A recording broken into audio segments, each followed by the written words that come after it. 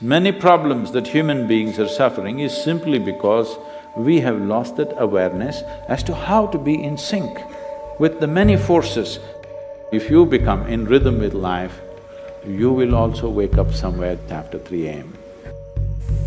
At that time, if you sit up and do whatever process you have been initiated for, it will bear maximum fruit.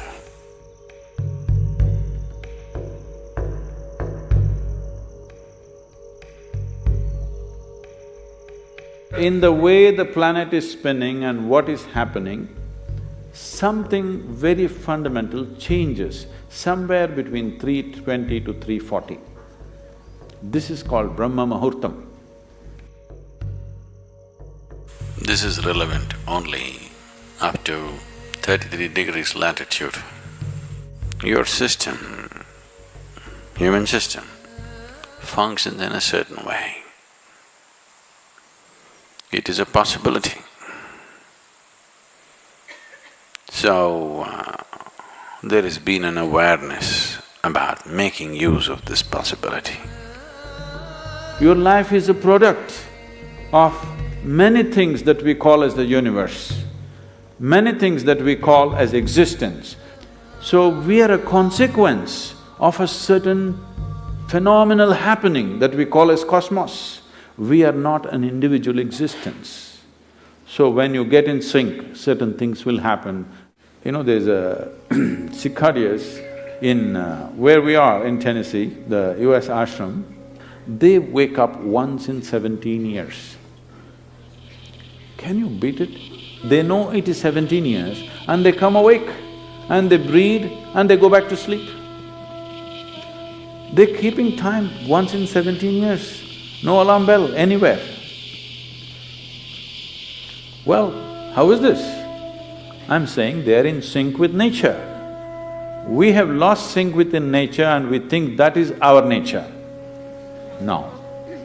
All the many ailments, many problems that human beings are suffering is simply because we have lost that awareness as to how to be in sync with the many forces which are making us who we are. So yoga is to bring that sync so that you are in rhythm with life. If you become in rhythm with life, you will also wake up somewhere just after 3 a.m. If you're conscious, suddenly a certain spark of aliveness will happen within you. Even if you're in deep sleep, you will come awake. This must happen to you. This means you're falling in sync with it. You're falling in sync with life. So what should I do? Should I meditate? Should I do a kriya? Doesn't matter what. You must do a process for which you have been initiated for.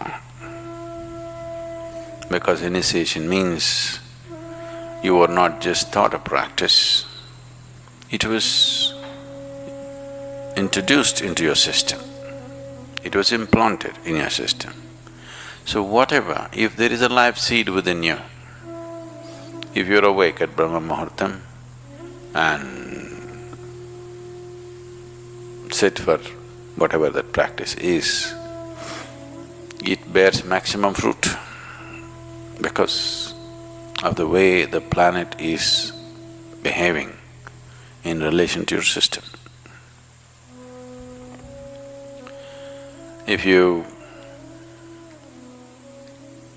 become aware in a certain way, a certain level of awareness is achieved within you, you will see, you will simply know when that time is. If you go to bed at the right time, you don't have to look at your watch. You will always know when it is 3:40,